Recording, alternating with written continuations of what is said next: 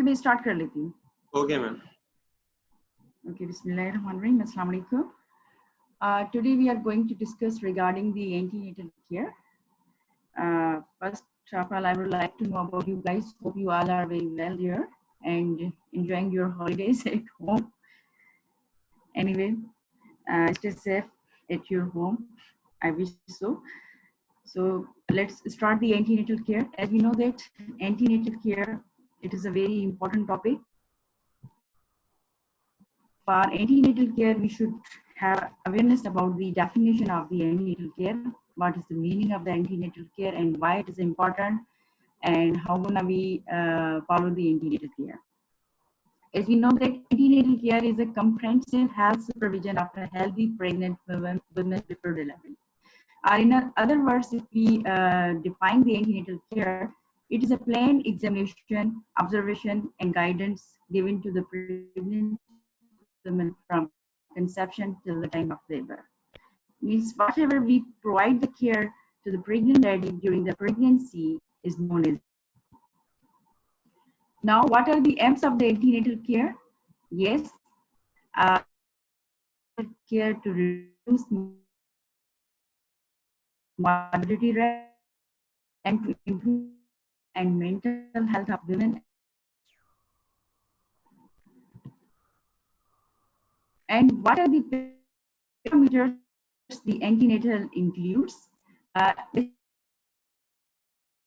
Basically, providing the purpose of antenatal care is to check up the maternal health, evaluation of the fetal health and development, and screening for the different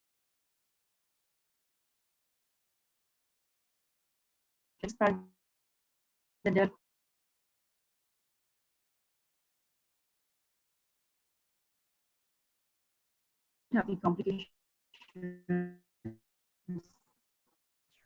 and also provision of device during the antenatal period.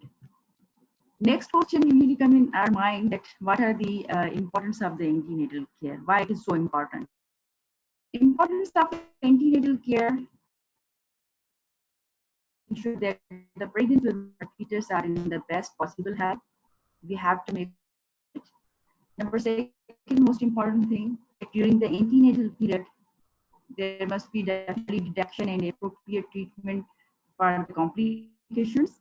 We offer education for partnerhood and to prepare the women for the labor and care for her infant.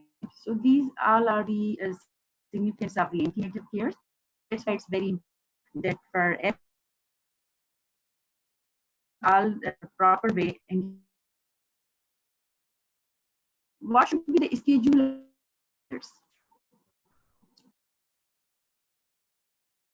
So if any pregnant lady is coming in clinic first time, how gonna we deal her on pregnancy if she's having the pregnancy and if she's at the high risk pregnancy. For low pregnancy, for every low risk pregnancy, there is the specific timing. We call the patient on that time. While for high risk pregnancy, we keep the antenatal. So the first or initial visit should be made as early as in pregnancy possible. So routine visits should be once in every month till 28 weeks. Means first time if patient comes to you in early pregnancy, let's suppose she's coming to you 7 weeks or 10 weeks or 12 weeks, whatever, so in the first trimester, then later on, you have to ask her to come in every 4 months, monthly till 28 weeks. Means after every 4 weeks. Once, then every 2 weeks till the 36 weeks. Means from 28 weeks to 36 weeks, we call the patient in every 2 weeks. And then from 36 weeks till the labor, we call the patient every weekly. This is the stage. As I told you earlier, advised in means in case of pregnancy, this schedule we don't follow. They will get separate means according we just call the patient. Or sometimes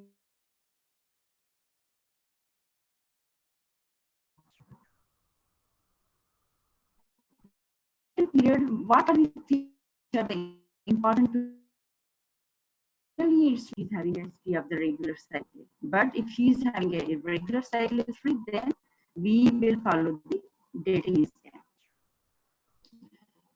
Pregnant women should be offered an early ultrasound scan to determine gestational age and to detect multiple pregnancies. So the significance of the first dating scan is that, number one, it will help in calculating the expected date of the delivery. Number second, we will know about whether patient is having a single pregnancy or multiple pregnancy. And number third, the most important one also, that whether patient is having a intrauterine pregnancy or extrauterine, maybe she's having any ectopic pregnancy.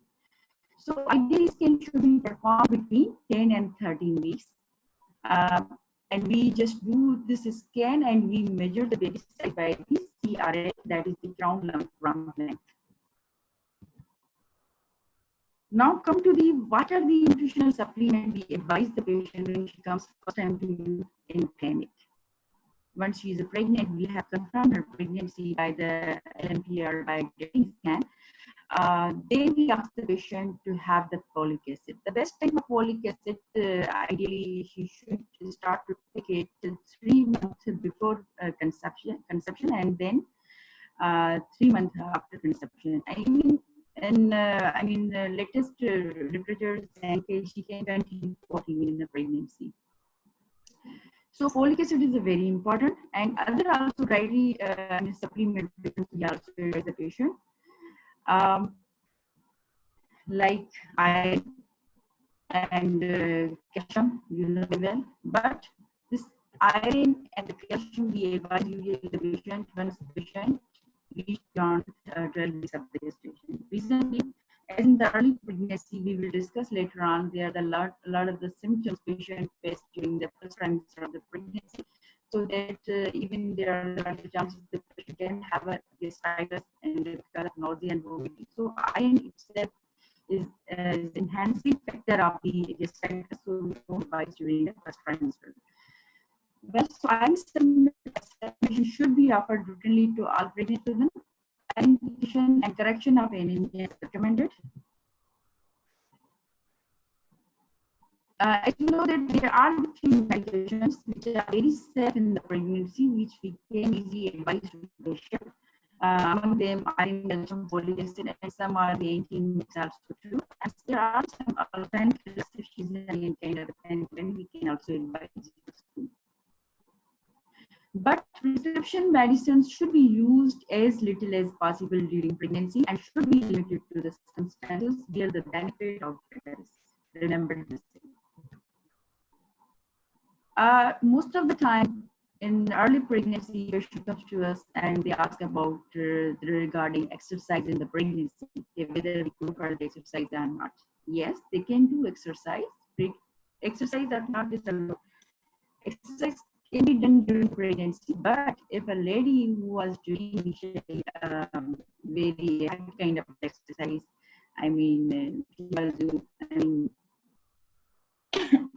excuse me, she was having a heavy exercise, so definitely we have to guide her regarding that she shouldn't continue heavy exercise. There are some light exercise which we can continue during the pregnancy.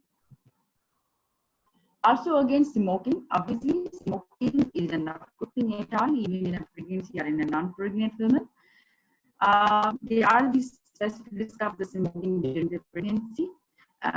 As we know, the most common one is the baby have the low weight, and the baby can have a preterm birth.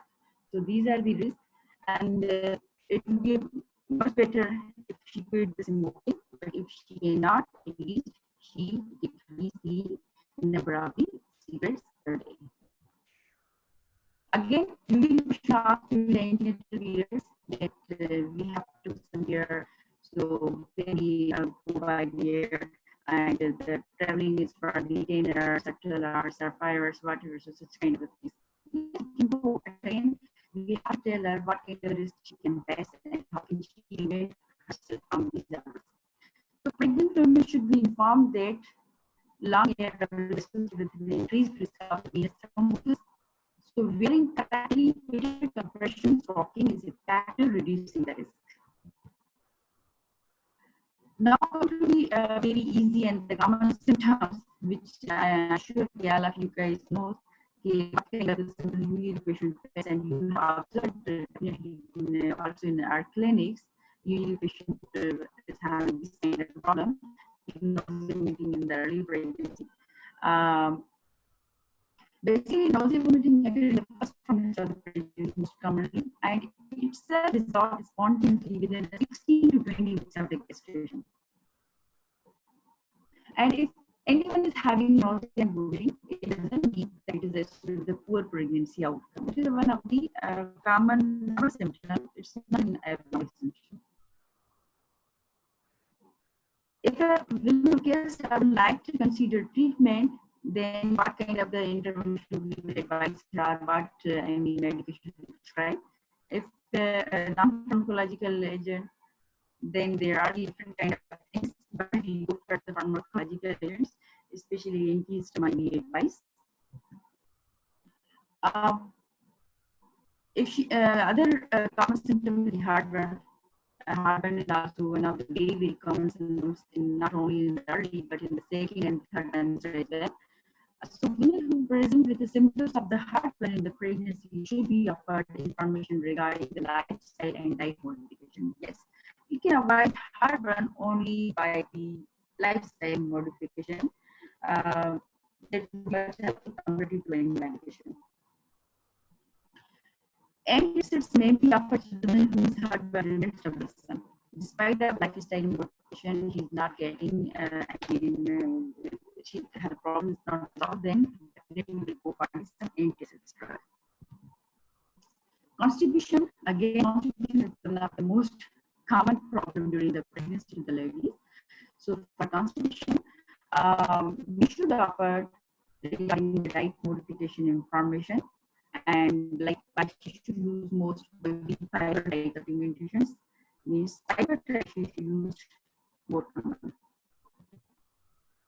Hemorrhoids, yes, it is also another common symptom, but it occurs usually those ladies who have an already established condition. So women should be offered information on diet modification, again higher fiber diet. If clinical symptoms remain troublesome, then there are the different items we can advise also this one. Varicose vein, in some of the patients we also find this sort of the problem they are having with varicose vein. It will not cause a harm during the pregnancy. We will advise the compression stocking can detect any symptoms. It will not prevent the varicose vein from the emerging. Means there would be the varicose vein, but we at least can relieve the symptoms which are occurring because of the varicose vein by the compression stocking. General discharge is also one of the common symptoms usually female observed during the early pregnancy. So the women should be informed that an increase in vaginal discharge is a common physiological change that occurs during pregnancy. If vaginal discharge is associated with itching, soreness, often smell, or possibly anemia, in fact, to cause an investigation should be considered. Obviously, if she is having a simple physiological vaginal discharge, then there is no need to worry. But if she is having a normal or kind of discharge with smell and itching, then definitely we have to treat this patient. Because there are different risks if we are not going to treat abnormal discharge. There are different kind of disease, and it depends upon the what is the diagnosis, and diagnosis most of the time we can make by clinically. If she's having the candidiasis, because candidiasis is the most common infection that infects during the pregnancy, but it's not mandatory that everyone can have candidiasis. Other infections, bacteriogenesis is also one of the common can have, trichomoniasis, any other problem can also have. So keep in mind that you have to take history of the patient on the basis of history criteria, and then we go for the clinical examination. But for speculum examination, we just see what kind of discharge. If there is a discharge, then more chances are the candidiasis. But if it's a milky white discharge, then again the chances for the bacterial vagina. So on the basis of the color and consistency, we also can somehow diagnose the problem. And they send it for the report at high vaginal sum, and the once report confirm that what kind of the infection, then we treat the patient. But if the patient is very symptomatic, at least whatever you have seen, you start the medication. So here, when we of topical and imidazole is an effective treatment should be considered for the candidiasis infection in pregnant women. The effectiveness and the safety of all treatment for candidiasis in pregnancy is uncertain, and these should not be avoided. Backache. Backache is the most commonest problem in the pregnancy at every trimester. And nowadays, patients are having this problem because they are less exposure of the sun exposure. Because of this, they are having vitamin D deficiency. And every second patient come in panic and they complain about the severe backache and weakness and tiredness, weakness, such sort of the problems. When we get done, their vitamin D level is quite low, and once we replace, they just feel much better. It's not natural in every backache because of vitamin D deficiency, but these what we hear in practice, we are problem more common because of this deficiency. Some patient can have because this is a problem, or some patient can have because in pregnancy, as we know, there is uterus get expand, the ligament get loose, and because of some hormonal changes, patient can have these problems. So we should be informed that exercising in water might help to ease backache during pregnancy if it is because of some cause. Yes, clinical examination of the pregnant women. We should have a knowledge about it. What kind of examination we can do for the pregnant women? Can we do for a patient abdominal examination? Can we go for the sacral or vaginal examination? It's very important. As we know, in the pregnant lady, we can go for the abdominal examination, general assessment. We can go for to start from the general physical examination, and also for the abdominal examination. And if she's having any cough or shortness of breath, chest infection is also important. But if she is having the vaginal discharge or any kind of the other complaint, there's no need to go directly to her vaginal examination, not at all. You can do a examination, but not for vaginal examination. It's not allowed during the pregnancy until this patient is having the incomplete miscarriage, or we are having the urine, we are having the ultrasound. Then we just examine and find out what is going on through vaginal examination. So clinical examination, measurement of the weight and the body mass index, means that is the BMI. Maternal height should be measured at the post-antenatal appointment and the BMI calculated. And you know the formula of the BMI. It's a daily formula, and why it is important. It's very important. You must have mastered this thing in clinic. We take every patient's blood pressure monitoring as well as the weight, and most of the time also we just check the height. So really, this height and the weight, these are the parameters for the brain, and when you calculate the result, because there is some specific cutoff BMI. If patient cross beyond that cutoff, then we guide her for weight reduction. If she is having at normal level, then there is no need to get worried. Yes, breast examination also. It is also important question that can we do the breast examination during the pregnancy? Routine breast examination during any days are not recommended for other professional post-natal breastfeeding. It is not recommended at all because it is a stimulating factor. It can release oxytocin and it can create the preterm. Pelvic examination, routine antenatal pelvic examination does not accurately assess gestational age, nor does it accurately detect preterm birth or several pelvic disorders, so it is not recommended here. Screening for hematological conditions. Let's now come to the blood investigation. Screening examination after now blood examination. There are some specific investigations we did during the pregnancy, one of them is the complete blood count, that's the CBC, and we just take out the blood sugar of the patient, and also some viral screening, and that's a mandatory evaluation like rubella, IgG we get done, and hepatitis B and C virus is screening we get done. And in our country, don't get done HIV, but in developed countries, they also get done this one. And also they do the cell screening, but here we do only because these problems are very common in a country like HIV, C, and the rubella. So we just जी ma'am आपकी आवाज में थोड़ी distortion आ रहा है, students कुछ कह रहे हैं. अच्छा सही है. आप मैम हेडफोन यूज कर रही हैं? नहीं, मैं हेडफोन नहीं यूज कर रही. अगर मैम हेडफोन्स हैं तो वो आप यूज कर लीजिए, उससे भी थोड़ी डिस्टॉर्शन कम होती है. ठीक है. अब आपको मेरी आवाज क्लियर आ रही है? आपको कैसे आ रही है? आपको सही आ रही है अब आवाज? जी मैम, मुझे तो आपकी आवाज आ रही है, क्लियर आ रही है. ठीक है. अब मैं इसी तरीके से बोलूंगी. एक्चुअली मेरी मैं थोड़ा दूर हो गई थी. Okay. So for screening anemia, we have to screen out during the pregnancy, and the pregnant women should be offered screening for the anemia. Screening should take place early in pregnancy at the first appointment and at 28 weeks. This allows enough time for treatment if anemia is detected.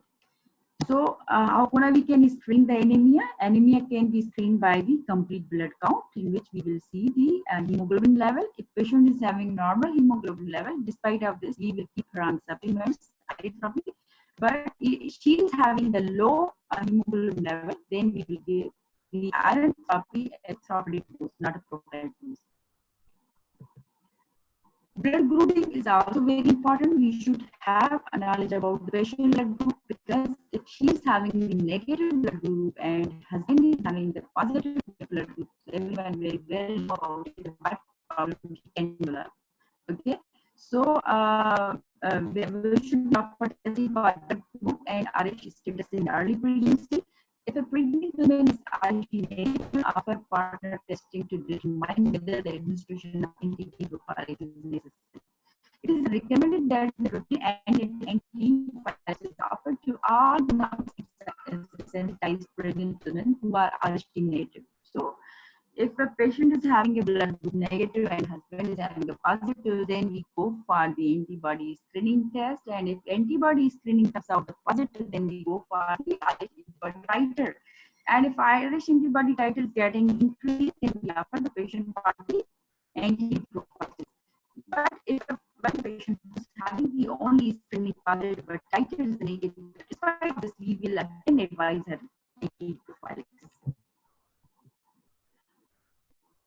So, after blood screening test, like blood group, complete blood count, also random blood sugar, sugar is also very important, because most of the patients after 20 weeks of gestational diabetes, and some patients are earlier, they were having the rising sugars, but they didn't know about it. So it is important, in the first visit, you have to check out their blood sugar level.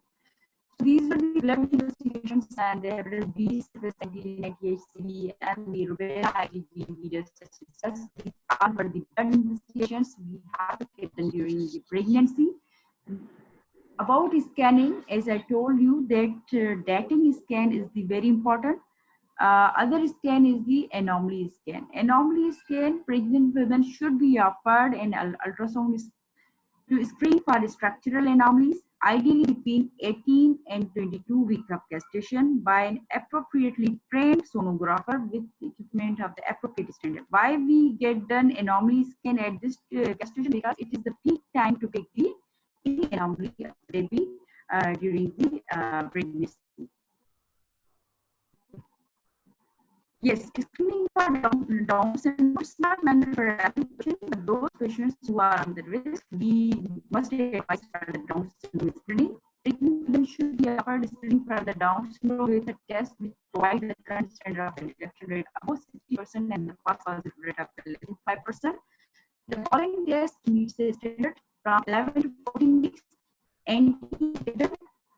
Common tests also in which antenatal translucency, HCG, and the PET. But from 14 to 20 weeks, if she comes, we advise the test in which HCG test, alloantibodies, and Israel level. Or we can also quadruple test, they contain the HCG, methylpanic gonadotropin, alloantibody, Israel level, and inhibin. So these are the screening part of the Down syndrome babies.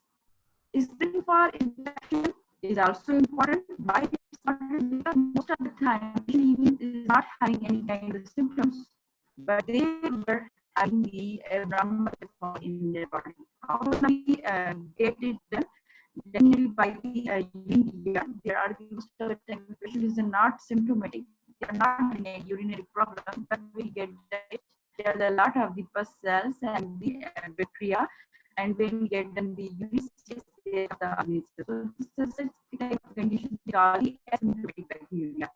The condition might be is not getting because of this condition, patient not getting any kind of the problem currently, but onwards she can have a lot of the changes, a lot of the problems. So pregnant women should be offered routine screening for asymptomatic bacteria by administering urine culture early in pregnancy. Identification and treatment of asymptomatic bacteria reduces the risk of the preterm birth.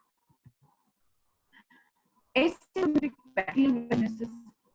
Pregnant women should not offer routine screening for bacterial because evidence suggests that the identification and the treatment of asymptomatic bacterial does not lower the risk of preterm birth and other adverse outcomes. There are some also other infections that can occur during the pregnancy, like limited fetus. Pregnant women should not be offered routine screening for asymptomatic because there is insufficient evidence on its effectiveness and cost effectiveness. Cytomegalovirus, does not support routine cytomegalovirus screening in pregnant women, and it should not be offered. So there are some for that we can go for the screening, and for infection there is no need to that. We discussed earlier that hepatitis B virus and hepatitis C virus. So for hepatitis B virus, logical screening for hepatitis B virus should be offered to pregnant women. It's very important.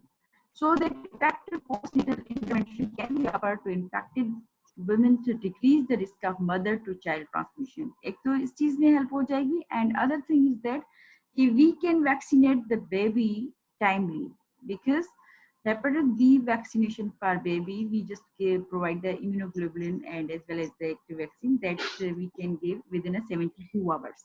Hepatitis C virus, pregnant women should be offered routine screening for the hepatitis C virus. HIV infection, we can offer the patient for the HIV infection screening, but here we don't do routinely. While I just told you that in developed countries they do routinely this screening too. Rubella, yes, rubella, there are the rubella IgG as well as IgM, but we get them rubella IgG. Rubella screening should be offered early in antenatal care to identify women at risk of contracting rubella infection and to enable vaccination in the postnatal period for the protection of future pregnancies. Group B streptococcus, GBS. So this is not mandatory. You don't have for evaluation unless she's on the risk that she's having the pregnancies from GBS, having the pregnancy, the early pregnancy, and I will stop there where the infection. Then we go for it. Otherwise, no need. Now, for clinical conditions, yes. Is it just the motivation they have some kind of the problems during pregnancy, like gestational diabetes, mellitus, or like pregnancy-induced hypertension? These are such kind of problems you will pass during the pregnancy because these are just some of the hormonal changes and these hormones produced by placenta. So, screening for the gestational diabetes mellitus should be offered to all pregnant females. At first contact, a woman's level of risk for preeclampsia should be evaluated so that a plan for her subsequent schedule of antenatal appointments can be formulated. There are these some also, I mean, on the basis of the history, factors on which we can diagnose that this lady is more prone to develop in normal pregnancy than pre-eclampsia. Like if a patient is nulliparous, or her age is 40 or more than 30, or have a family history of the pre-eclampsia, or prior history of the pre-eclampsia. In her last pregnancy, she developed the pre-eclampsia. So this is also one of the indicators that she can have a pre-eclampsia again in this pregnancy. Her BMI is above the 35 at first contact. As I told you, BMI has got the significance. If BMI is the 30 or less than 30, we can say that patient is in a normal range. But if it is beyond the 35, then there are the chances she can have a preeclampsia also. Means weight gain is also risky for a pregnant lady. Our patient is having a multiple pregnancy or pre-existing vascular disease, for example, hypertension or diabetes, so they are more prone to develop such kind of a problem. Whenever blood pressure is measured in the pregnancy, a urine sample should be tested at the same time for proteinuria. On the basis of the proteinuria, we can diagnose the preeclampsia, because if patient is having high blood pressure but no proteinuria, so we label the pregnancy-induced hypertension. Once she started to develop proteinuria, then we label the patient is having preeclampsia. Yes, preterm birth. Routine vaginal examination to assess the cervix is not an effective method for predicting the preterm birth and should not be offered. Although cervical shortening identify the TBS and increased level of fetal fibronectin associated with the increase for the preterm birth, the evidence does not indicate that this information improve outcome. So again, preterm birth we cannot diagnose, or there are not specific some screening tests on the basis of which we can say that patient can have the preterm birth. Neither routine antenatal cervical assessment by a TVS nor the measurement of the fetal fibronectin should be used to predict preterm birth in healthy pregnant women. If a female is a healthy, she's not having any kind of the problem, then there's no need to go for the preterm birth. Common problems in Asian population problem. What are the problems we face usually in our clinics? Yes, usually patient presents with anemia, or pregnancy-induced hypertension, gestational diabetes mellitus they can develop, and urinary tract infection, fetal anomalies, and Down syndrome. These are the problems which we face usually during the clinics, very common symptom problems. Fetal growth and well-being. Yes, how gonna we assess the fetal growth and well-being during the pregnancy? Yes, one is the by clinical examination, that is by the abdominal palpation for fetal presentation. We do the abdominal examination and we check the symphysis-fundal height. Fetal presentation should be assessed by abdominal palpation at the 36 weeks or later, when presentation is likely to increase the plan for the birth. No, but we start from the 20 weeks onward and we do examination for abdominal, and we just assess the abdominal examination with gestational age, whether it's going smoothly or not. For fetal presentation, 36 weeks onward is the ideal time. Measurement of the symphysis-fundal distance. Pregnant women should be offered estimate of fetal size at each antenatal appointment to detect small or large for gestational age infants, because in pregnancy, in some condition, baby can have a low birth weight, and then in some condition, baby can be a macrosomic, like in a diabetes mellitus or gestational diabetes mellitus. So it would be the helpful by the symphysis-fundal height that we assess the fetal weight and size. Symphysis-fundal height should be measured and plotted at each antenatal appointment. Yes, we just keep the record in our antenatal card by measuring the symphysis-fundal height. Auscultation of fetal heart. Auscultation of fetal heart may confirm that the fetus is alive, but is unlikely to have any predictive value for fetal well-being. CTG, the evidence does not support the routine use of antenatal electronic fetal heart rate monitoring for fetal assessment in the women with an uncomplicated pregnancy, and therefore it should not be offered. Because CTG just gave us only assessment for the 4 hours. Even at the, during the labor, if patient comes, then we just keep continue CTG. Otherwise, it doesn't have any kind of the significance. Ultrasound assessment in the 3rd trimester. Yes, we get done the growth scan for the patient, and it is important. Why? By this scan, we can assess the growth of the baby, and we can know about the amount of the liquor, whether it is in a normal amount or the patient is having a oligo or polyhydramnios. And the most important one, placental localization, because after 20 weeks, the placenta comes towards the upper side of the uterus. So if in any patient is having the placenta previa, that placenta will remain at the lower segment of the uterus. It will not come up at the upper segment. So it's very important at the third trimester to find out also the placental localization. On the basis of that, we will decide further plan of the mode of the delivery. Fetal weight, again, we will get done by the growth scan, and we can also assess that baby is growing properly. Umbilical artery Doppler ultrasound. The use of umbilical artery Doppler ultrasound for the production of fetal growth restriction should not be offered routinely. Uterine artery Doppler ultrasound means that we should know that those patients who are on the risk, like those who are having the previous history of the preeclampsia, yes, we can go for these patients' uterine artery Doppler ultrasound. It will be helpful for us to assess the baby, because such patients usually develop the IUG or intrauterine growth restriction, and along with this, baby ever having the absent flow or reverse flow, such kind of the baby can develop. So we will know about it, okay, an onward pregnancy, what kind of the problem baby can face. So we can give this in such medications to the patient that can prevent the patient from such kind of a problem.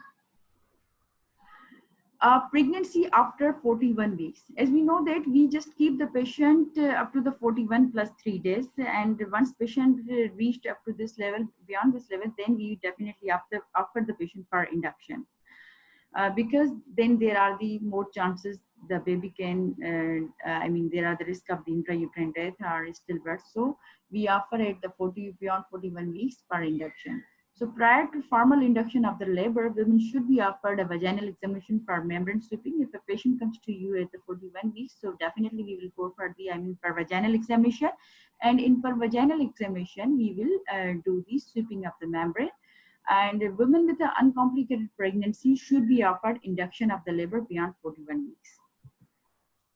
Well, so this was whole about the antenatal care. Basically, in antenatal care, aim of antenatal care to tell you guys that which thing is important, what we assess for the patient, so which are the common problems patient can have. These are things we discussed here.